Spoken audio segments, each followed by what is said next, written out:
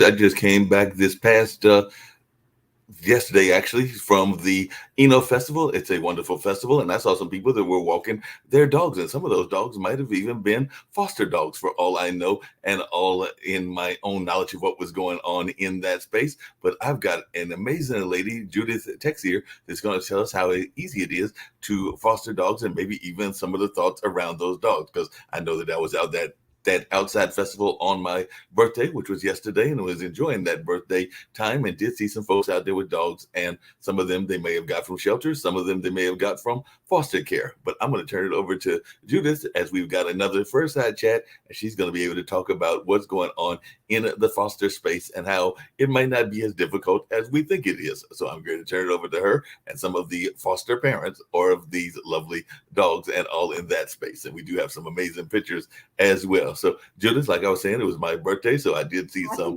dogs walking around, and I was seeing them enjoying themselves. And even yesterday, and the last several days, I've run into friends of mine that are walking their dogs, some that may be foster, some that they've had for a number of years. And I always have my same running joke. I'm sure it's a joke that you dog owners get tired of, which I always want to know: are they walking the dog, or is the dog walking them? It's an old joke, but I love telling it, and the folks seem to enjoy it. And the consensus, I think, that your panelists will agree, is that usually the dogs are walking the humans. That is the consensus that I get from everybody that I have talked to in that space. But Well, I'm going to let you.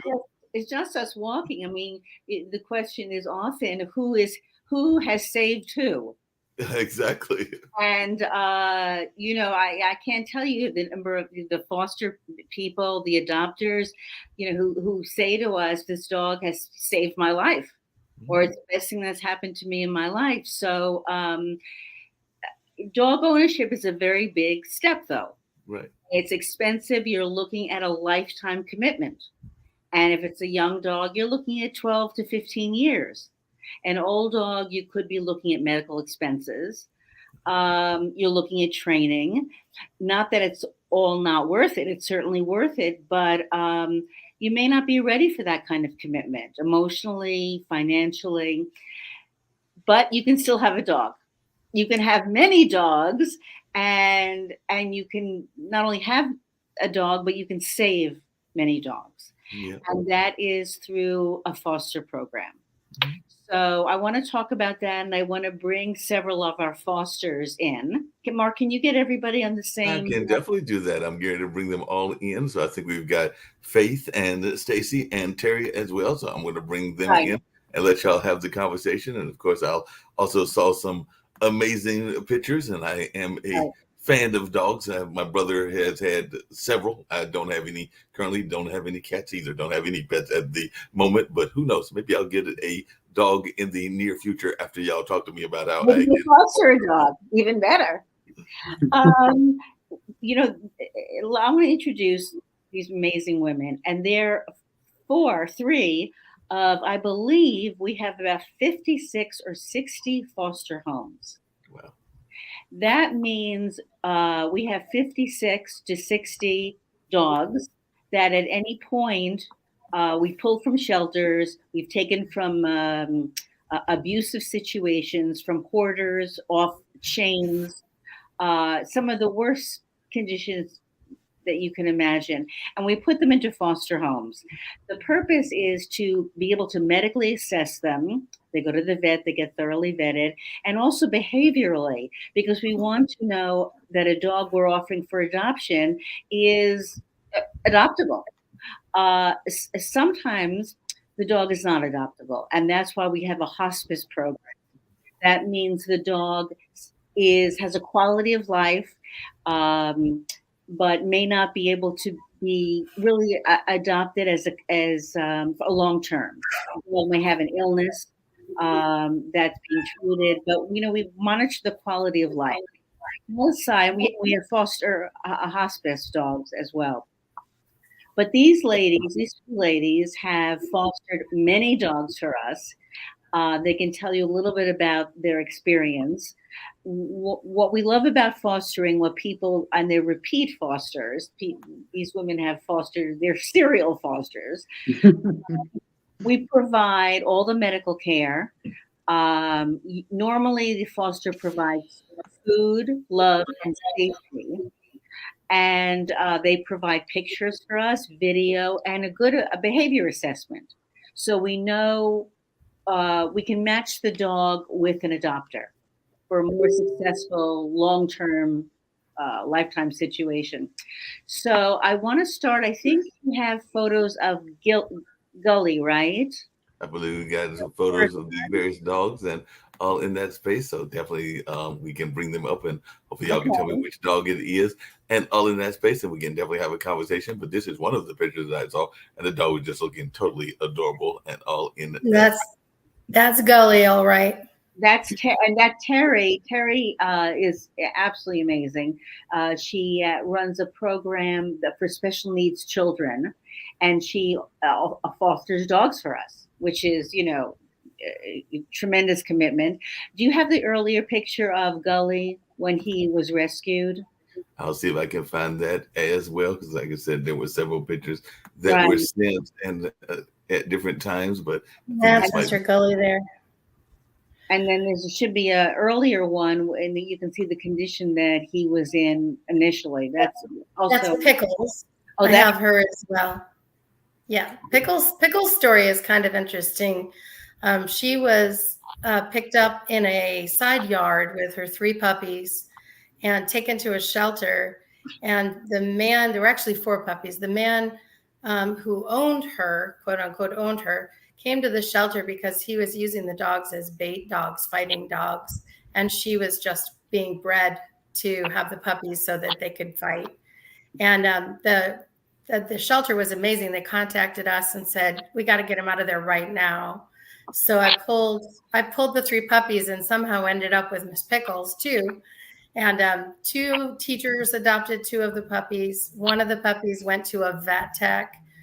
So all of them have been rescued now, but we still have Pickles. She's high heartworm positive and will be getting her fast kill treatment in less than a week. My husband's holding her. When we got her, you couldn't hold her. She would just lay on the floor. Anytime you tried to touch her, she wouldn't eat. And now she's like I said, she's sitting on my husband's lap and loves to play and roll and wrestle. And she's just doing amazing compared to when we first had her. Whoops. It's okay, Pickles. Can you see her? Oh, yeah. Oh, yeah. Hey, Pickles. Miss Pickles. You can give everybody a smile. You need to have a smile from Miss Pickles.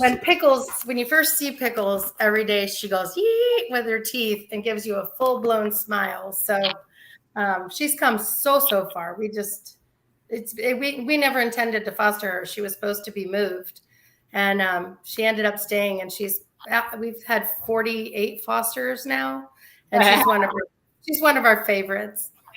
Hey, Judith, and the foster parents as well. I guess that's one of the questions that folks are going to be curious about are a lot of the dogs that are being fostered dogs that have a reputation, or some people think that they have a reputation as being quote unquote mean dogs? I don't think they're No, not at all. And we don't bring into the rescue dogs that are aggressive. There have been situations. We had 3 actually in all these 6 or 7 years where the dog was not salvageable. We tried training, we tried everything, we even tried animal psychics, and the dog psyche was beyond repair. And that's something that's painful and painful for the dog as well. Normally. That's why we put a dog into foster, to learn more about them. But we do get some basic information from the shelter. If it's an owner surrender, often, unfortunately, owners lie to try to, quote, get rid of, quote, their dog. But we know enough now to be able to judge what dogs to pull and to bring into the rescue. If there's an initial problem, we have a super trainer, and we're going to start to offer a free training session to all our fosters and all our adopters as well. I don't know if you have Gully's initial picture. I'm going to try to find some of the other pictures as well. Like I said, I don't know that they were necessarily in the order that they came, so we might have to go through them, and just as they come up, if y'all will share the stories with them, we can do that. Yeah, that'd be great. So Terry is right now fostering 2 dogs, and that's Pickles. That's Pickles. And I don't know, The early pictures of Gully, he was really thin. emaciated, skin and bones, and he was at the shelter almost a year. Those are Pickles puppies. That's Oh, Miss yeah. Josie Purdy. She got adopted by one of our teachers. Wow. She would have been used as bait dog. I don't know if you're you know, our listeners are familiar with bait dogs, dog fighters, and they are proliferate in North Carolina, dog fighting rings. They use small animals to train the dogs, to blood train the dogs. And they throw puppies into the ring, and they're mauled to death. And that's how they train fighting dogs. So puppies are at very high risk. And unfortunately, shelters don't really screen adopters. They just, get the dogs in, kill them within normally 42 hours if their owners surrender, or just basically adopt out. Because that actually raises the question, because like I said, I know that I have contemplated adopting an animal, whether that was a dog or a cat, and I know that they say that they will do a walkthrough of your house or your apartment and all of that, and I guess make sure that it is of a safe environment, not too messy, which in my case would not be the case. So that's probably why I won't be adopted until I can actually do something about this particular space that I'm at. But how much of that is a reality, and how much of that do they actually? I don't know any shelter that does that. I know no shelter that does that. We do that. The first thing we do, and Stacy can speak to that because she's in charge of our screening team. Stacy, tell us about the process by which someone can adopt or foster, because we also screen fosters. Right. So we start out by doing the vet check, make sure that the person has responsibly cared for a dog in the past. And then we do a virtual home visit. And we ask them several questions and get a look around at their home and make sure that it's a good place for the dog to go. Yeah, that makes a lot of sense and everything. Just really curious as you was bringing that up. One of the things that crossed my mind, and like I said, I know different kinds of animals. Had some friends with dogs, some with birds, some with cats, and a number of other things. But I know that sometimes there are certain animals that are more subject to being, I hate to use this term, but like throwaways, because I know that is a issue with feral cats, and I imagine it's an issue with abandoned dogs. So is that something that folks need to be concerned about, and how does one go about making sure that they are gotten rescued in a positive way and all along those lines? Because I don't know what you mean by throwaway dogs. I don't know what do you mean by that? Like the person is leaving and they don't know who want to take the dog with them, so they find them. They abandon the dog. Abandon them a lot. Yeah, and Faith, I don't know. You sent pictures of the dogs. You fostered a lot of small dogs for us. You want to tell us? I don't know, Mark. I think we sent you quite a number of pictures. Yeah, and I have quite a number of them, and then we'll bring up another. Okay. Faith, tell us about your because you are a serial small dog foster for us. Tell us a little bit about this one. Yeah. And if you can find the picture of Cooper, he's the one that was really, really matted. He's like a beige color, but it's really sad, the condition that a lot of these dogs, come into the shelters. They can be completely matted. Their fur is completely overgrown. It's stuck to their eyes. Their nails are, curved over and growing into the skin. They've been completely neglected, and I think that's what brings us all pleasure, is seeing the transformation of these dogs and what they go through.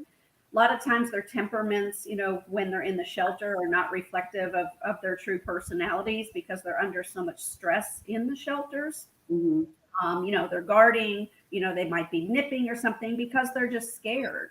Mm-hmm. So once they come into, the foster homes, they need time to decompress. Here's a very good example. This is a dog that was one of the worst cases of neglect and matted fur that I've ever seen. Yeah, shocking. He was in terrible condition, and he was frightened beyond word. You couldn't approach him. He wouldn't approach you. He wouldn't go near a food bowl. He was terrified of dog bowls, crazy enough. And I don't know if you can find the picture when he got groomed, what he looked like. Let's see. Nope, keep going. Another one who was in bad shape. But Oh, let's see if we can get to him. Nope. We're still going. Keep going. These are many of the dogs that I've had. yeah. The smalls that I've had. But as I was saying, I mean, just the transformation is amazing. You know, once they get into the homes and they get comfortable and they learn to trust you, you know, it's really brings a lot of, you know, pleasure and gratitude when you see them play with the toy for the first time. Yeah. Climb up on your lap. It's truly amazing. And it's really sad to, you know, to think about what they've come through. I know me personally, I always want to know so bad, you know, what the environment was that they were in before, what type of home they were in. Were they an outside dog? Were they an inside dog? So for me, it brings me a lot of gratification to see the transformation and see them get comfortable and, you know, learn what it's like to actually receive love. And sometimes, you know, we actually just pulled, I guess, about a few days ago, a 12-year-old dog. We do pull a number of seniors, and you know, particularly, I'm very sensitive to the seniors because they've lived in a home, even if they've lived in a home in which they were loved. It makes it worse when, for some reason, they end up in the shelter. Maybe the owner died. We have a lot of that. The owner dies, relatives just bring an old dog to the shelter. It's a terrible thing. Or someone, people who give up dogs for all kinds of reasons. They have a baby, they get divorced, they don't have time, and you know, their commitment. They haven't made a lifetime commitment. So the dog could, you know, coming from the kind of neglect, you can't imagine someone having an animal which they've neglected to such a degree, and then they bring the dog to the shelter. You know, North Carolina has very loose cruelty laws, and the shelters really could hold owners accountable, but they don't. They don't have the resources. They don't have the time, and it's better for the dog to be brought to the shelter rather than dumped on the street. We get a lot of dogs that are found by people, by good neighbors who call us, say, "Oh, I found, you know, a 4-month-old puppy someone found a few days ago and reached out to us." So all kinds of dogs end up on the street and it's not their fault. Terry, I know in terms of, you have quite an active household. You have your own dogs. You have special needs children, I believe. Is she on? Is Terry on? She was still on. Let's see if she's still there. She might have dropped off because I don't see her on anymore. Oh, okay. Oh, all right. Stacy, I know you have several dogs. Mark, can you pull up Dale? Can you pull up anything? I can pull up Dale. I actually saw Dale's both before and after. So we're going to do good. Dale's before and after and all in that space. So this is Dale before them. I'm going to pull up them. I have to switch it to a different screen, but we can definitely do that. So that would be wonderful. And all in that space. Tell us about Dale. He was in incredibly bad shape. Yeah, Dale came, he was picked up as a stray, and crisis dogs pulled him from the shelter. He was barely alive when they pulled him. Mm-hmm. And the vet at the shelter wanted to give him a chance, so they gave him some medicine for, you know, worms, and he started showing a slight improvement. And then crisis dogs pulled him, and I couldn't resist fostering him. I don't know what it was about him, but shocking condition. He was. You could see every bone in his body. His ears were raw from fly bites. And now he might be a little overweight now. His hair his fur is gorgeous. And he's healed, and Here he is now. he just loves being here. So Unbelievable. he has friends. But you have other dogs, so is it ever introducing a new dog, even for a temporary dog? So it's a new temporary family. What have you had issues bringing in a foster dog? Yes, there's one of my dogs that he doesn't really get along with. I think he's just a little fearful because Dale can't see very well at all. He can hear pretty good, but I think the other dog frightens him. And he doesn't have a lot of teeth, so he can't really defend himself. He's about So 11 years old, isn't he? About 11 or 12 or 11? he's 12 now. I've had him almost a year. Yeah, that's unusual. It's a very long foster. I mean, Jerry's oh, good. We're inclining that Dale is going to be your dog. But go ahead. He's welcome to stay here until he either finds a home or, he dies. So he's more than welcome here. We love him. But we just keep him separate from the other dog. So he's good with all the other dogs in the house. And we just rotate the two, Dale and Carter, because they don't get along. Oh, yeah. And Carter is also a foster dog, right? Carter's a permanent foster dog. Permanent foster dog, right? I mean, the average time, Faith, it's a pretty good indication. You get in very cute little dogs. What's the average time that you foster for? I would say maybe about 3-4 weeks. Yeah, It's a dog that's highly adoptable. Doesn't Yeah. have a lot of medical issues that we need to take care of before they're suitable to go to a new home, to go to a right. doctor. So, but I think there's a very broad range of how long we each have fosters. It can be as quick as 2 weeks. It can be Yeah, a year. So it really does just depend. But And Judith, I had a quick question because I had this a lot of picture medical- of the very matted dog and everything, which was the one that y'all said was Faith Hank and everything. And then I saw another picture where the dog did not look that matted and looked much different and everything. So I just want to make sure that I was seeing the right picture, that this is the same dog. Yes. So, Yes. That is.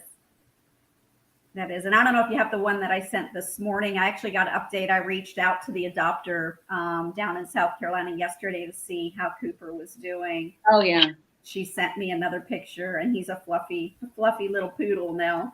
I think I do have that, and I'll see if I Really? can find that one as well. But Yeah, I I think I also was find right. a lot of times, I don't know, the other foster moms would agree, but a lot of times they get attached to you, right? Because you're the first person that has given them love and attention, so they tend to attach very quickly.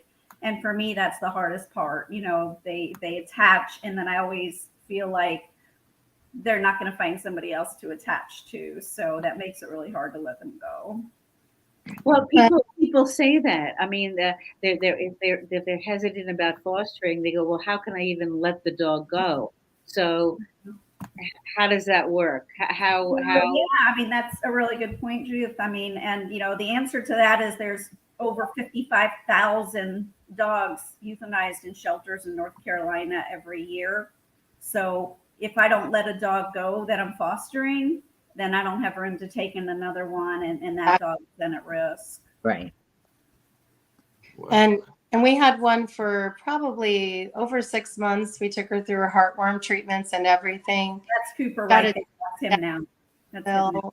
And that adoption didn't work out. And she came back to me, and I said to my husband, I'm not letting her go till I meet the adopter this time. I drove her all the way north of Richmond to meet the lady. It's turned out to be a wonderful adoption. And she writes me all the time, and she'll say, "Dear before mom, after letting me get my own couch, and look, I got a cat. Love me." And she sends me the best messages, and it was hard to let her go, but she's got I couldn't have provided that kind of home for her. So I'm glad she's happy now. And if a dog doesn't work out, we take the dog back. uh, pretty fast. But we also take the dog back. We've taken dogs back 2, 3 years later when the owners died. So Well, we make a commitment to the lifetime of the dog. In terms of fostering, I think Faith, Terry, and Stacy, I think most of the adopters have stayed in touch with you. A lot of them And do. and you're also been part of the adoption process. You know, their evaluation. Stacy knows you get in the application. We provide the fosters provide a very thorough evaluation. So Stacy can look at the application. We have a whole screening team, about 4 or 5 women. You can look at the application and look at what the foster has written, and you can see how that's going to match. Sometimes someone wants, let's say, one of Terry's dogs, and we go, I don't think that that's going to really work. So we suggest another dog, maybe one of your dogs or any of the other fosters. So we really, we work with the adopter, but the information from fosters is really critical. That's why we are always looking for fosters, good fosters. It's the heart of our organization. and what does it take to be a foster? What are some of the requirements that you are looking to have for somebody be a foster parent of the dog and all along those lines? So what are some of the things that are requirements, for lack of a better terms, that you are looking for if somebody is interested in fostering an animal, a dog to be specific? Part of the screening, and Stacey can speak to that, we do a very similar screening. We have a little more leeway with fosters. One of the requirements for an adopter is your dog must be on year-round heartworm prevention and be fixed. We do not adopt to households that have an unfixed dog or that does not have their dog on heartworm prevention, because that's a lethal disease, and it's 1 pill a month. You can do that. So we ask the same thing of fosters. If there's some situation, and if the dog is urgent, and a situation in which the foster has not kept their dog on their personal dog on heartworm, we provide the heartworm anyway, heartworm pills. So, but we look for, responsible dog ownership. We look for security. Safety is really important. We prefer a fenced yard for fosters, because the dog is coming from a shelter or from the street and needs a secure environment in which to transition. Basically, that's it. Stacey, anything else we're looking for in terms of a foster? No, just, when we look around their house, we just make sure there's nothing dangerous that stands out and it's a safe place for the dog. Right. And there's no outside ties or outside doghouse, things like that we're very conscious of. We also, we really love mature or senior fosters. One of our, we have a couple who has fostered 32 dogs for us. Wow. And they're in their 70s. They've really transformed dogs that have had problems. And they keep in touch with the fosters. But we love the senior adopters. They maybe don't have the financial resources, or in this case they do, and this couple does, and they go on cruises. So in between cruises, they foster for us. But we love the senior fosters because the dog gives them company. The dog gets the love and nurturing they need to be able to move on, and the senior foster does not have to invest in having a dog. So we find that works out really well. How much do you look at the rest of the family environment? Like you kind of alluded to it, a couple of you did. If the family has other pets, whatever that is, whether that's reptiles or cats, or if they have children or other things that are in the household, how much does that play into the fostering decisions? Right. Well, we really prefer not to have, we have had fosters, young children. And Terry, how old is your youngest? So I have 4 children, but my youngest has autism. And so actually my youngest and my next one up have special needs, which is why we started the school. And she's actually 22, but she is developmentally more like 6 or 8.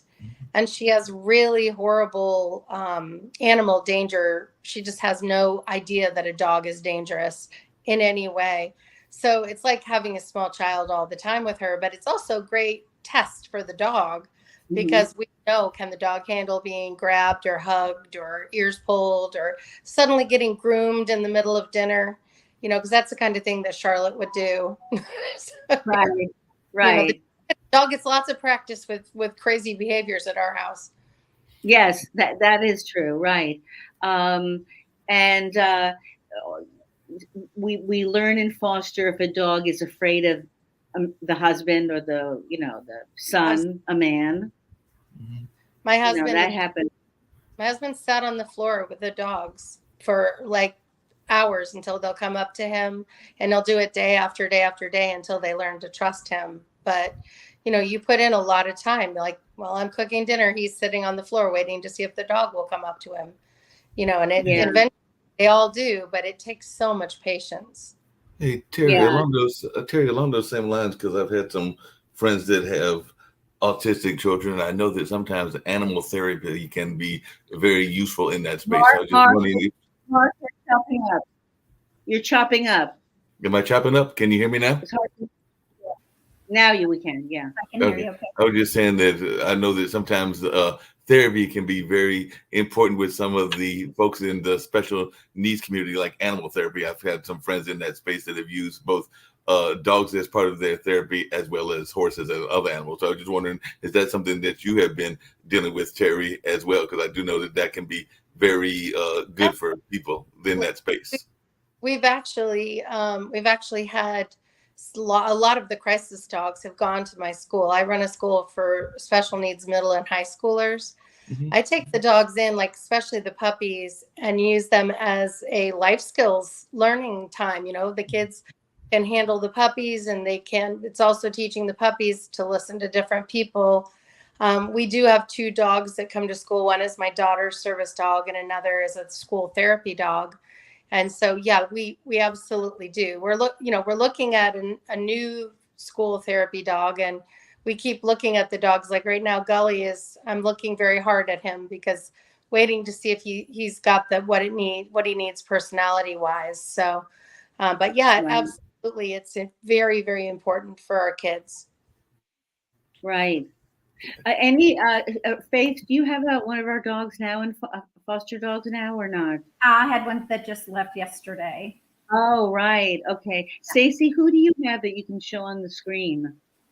I have Dale. Let me see where he's at. And Terry, you have Gully and you have Pickles. I can get Gully. Gully's laying here being silly. Gully, you want to be on the screen for a minute, buddy? I can see if I can see him. Whoops. Here's Dale. Gully, Right. say hi. Big sigh. Hey there, buddy. Yeah, he is doing so well, so easy. Let's see. I don't know how to turn Do you have Pickles? turn the camera around. Here's Dale. Oh, right. That's a good one. Yeah. Dale. Yeah. Pickles is hiding in the corner. Here she is. Pickles, Okay. want to say hello? Miss Pickles. Oh, she's scared still, huh? Well, no, she doesn't like being shut in this room with us. She wants to go run around the house with everybody else and hide under the trailer. Right. No wiggle. No wiggle wiggles. No, she says, I'm not wiggling my tail for you people right now. Well, if anybody's interested in fostering, they need to go on our website, which is crisisdogsnc.org, and fill out a foster application, and we'll talk to them, see what they're interested, what kind of dogs they're interested in. And basically, we rescue dogs if we have a foster home. So the faster we adopt out a dog from our large stable of fosters, it leaves an open space, but sometimes we just don't have an open space. And that's when we need desperately to have more fosters. That's how us serial fosters become multiple fosters of dogs at a time, because you see the need and they post a dog and say it's urgent. And suddenly, like that one crazy group, Pickles and her puppies, I just said to my teachers, don't y'all want to become fosters? And then suddenly we have Right. puppies going left and right. And yeah, and then they ended up getting adopted. So, Right. never. Terry, you were wearing our new T-shirt. Yes, ma'am. Let me see. Looks really good. Oh, it looks great. Yeah. Isn't it That's great? Yeah. Looks very large in that picture, but It does, but it looks but great. yeah, Mark, we can talk about this after, but it's cutting out a lot. Anyway, I just want to thank Faith and Stacy and Terry and all our amazing fosters, because we cannot do it without you, really. And Mark, thanks for having us. No problem. Looking forward to it. I love these conversations. Y'all are doing a great job of sharing the wealth of knowledge about what's going on in the animal kingdom, and particularly with these animals that are part of our lives and all in that space. So I'm looking forward to more conversations, hopefully even one next week and all in that space. But definitely, I definitely hope folks will able to think about what y'all are talking about, and definitely get more folks adopting these dogs that need this adoption and all in that space. So I hope that folks will be reaching out to you and getting in touch with you so that you can get some of the animals adopted that are needing adoption, as well as foster care as well. So definitely get ready to get us on out of here with a couple of commercials, including some about a human institution, which is the Natasha House, and that is dealing with some folks that have gone through some situations in terms of domestic relations and a number of other things. So I'll get out with that particular thing, and well as a couple of other announcements and all in that space. But from what I was hearing, and I was watching it online as well, things seem to be clear and all of that. But if you have any last second thoughts, either you or the two remaining foster parents, other than that, we'll get ready to get on out of here, and we'll be back hopefully next Sunday with more great conversation at our regular time of 3 o'clock. But I had some internet stuff going on. Thank you so much. No problem. Bye-bye.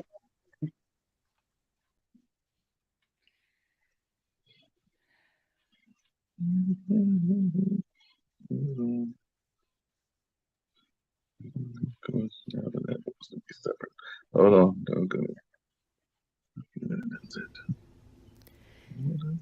It is a gem tucked away near a forest, a place where the lost are Mark, are found. we on? It is a gift of wholeness for those who are ready to receive it. A secret place where peace can be found in stillness, where you can finally stop fighting to survive and just breathe. Just breathe. Where accountability corrects and the word help is not a cuss word. It is the place that was thought of before you ever thought you needed it. It is where forgiveness starts and healing begins. Well, we are taught that when we put our hands to work, we can create some things. As we uprooted the weeds in the garden, it was a reflection of our lives. As we uprooted disappointment, as we uprooted pain, as we uprooted being traumatized. Because God doesn't deal with the surface. He gets to the root of it. We laughed.